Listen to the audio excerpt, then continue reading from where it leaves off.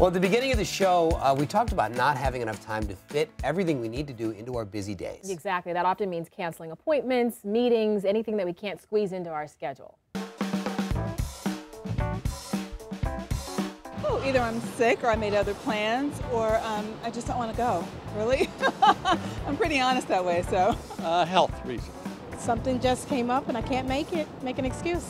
It's always the babysitter. You sick? How is it you make time to keep appointments with your friends? Well, I try my best, but it's practically impossible. The commuting, every time I look for someone, everyone is busy. But I'll try my best. There's no secret formula. I use an old school handwritten calendar. Oh, usually when I make plans, I keep them. That's kind of my standard. Honestly, I'm one of those guys that doesn't cancel often if I make plans. The friends that really matter, you kind of make time for no matter how busy you are. Good range of questions there. Yeah, if you're one of those people who can't seem to fit everything in, today we're going to help you manage your time a little bit better. Yeah, Calli Williams, Yost, is the author of Tweak It, Make What Matters to You Happen Every Day. Welcome. Good to have you with us. It's great to be here. Thank you. Welcome. So it was an interesting range of responses. I think we've both had the experience where you put something on the calendar and in your heart of hearts you know that you are never going to make that appointment. How do we start thinking about our time and ways to make what's meaningful happen every day? Well, truly, it has to be a deliberate practice. Today, there are no clocks and walls to tell us when work ends and the rest of our life begins. We really have to be thoughtful and conscious about it. That's the first step. So when you get a meeting request that comes in and you've already planned to go to yoga, think for 2 seconds. You may take the meeting request, but sometimes you're going to go to yoga. And you'll begin to see that over time, you'll build more things in that matter to you. And think about scheduling. So for example, if you find yourself in a city between meetings, oftentimes we just end up doing nothing because we don't have a place to do work. For example, a company called Regis that offers office space, they have drop-in places where you can go and get work done, but you have to think about that before you find yourself. Yeah, think about what you're scheduling. Yeah. Exactly. It's weird.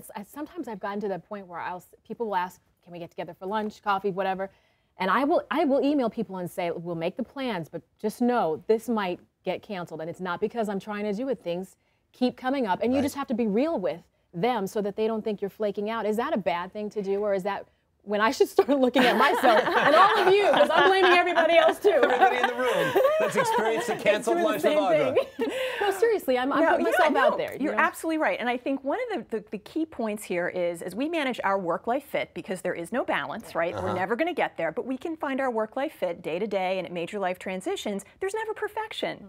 And so at the end of each week, when you sit down and reflect on what you did, celebrate what you got done. So maybe you didn't go to lunch with that one friend for very good reasons, but maybe you were able to spend some time with your partner that you had scheduled in, or you got to the gym, or you did something else. And then the next week's a new day.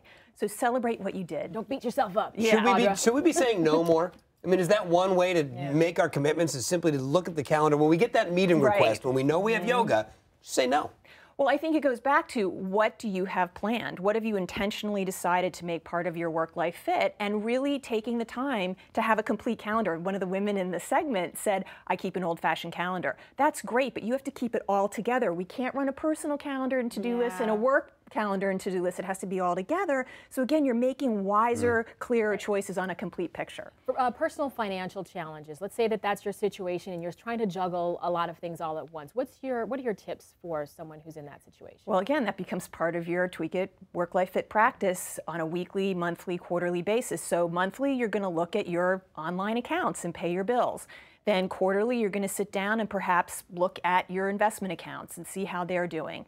And then maybe on an annual basis, you're going to make an appointment to look at your insurance coverage. So over time, again, it's like a big buffet, work and life. And you've just, over time, that's your slotted tray, your practice every week. You're going up, you're picking what you can do each week. But over time, you've really covered everything. I like the advice you gave for getting to those dentist and doctor's appointments. I am constantly canceling dentist appointments, constantly. That's because you don't want to go. And it's not just because I don't want to go. It's because it seems easy to do. But one of the things you suggest is you're going to set aside one day, one vacation day, one Saturday, and this is the day for those appointments. Go to the doctor, go to the dentist, get it all done. Well, you know, you can do that, and people have found that to be very helpful. You just plan them all 6 months in advance for that one day. The other practice, which I think is interesting, is more dentists and doctors are offering after-hours appointments. So you have to maybe be thoughtful about your service provider and really even hairdressers. Find the people who can really help work within your schedule. 7 o'clock cavity filling. Yeah. Exactly. All right. Sounds great, doesn't it? Thank you so much. Calli, good stuff. Really good stuff. For you. lots of other tips on managing your life more efficiently, pick up a copy of Tweak It. And make time to do it. We'll be right back. Don't cancel your appointment to go buy the book.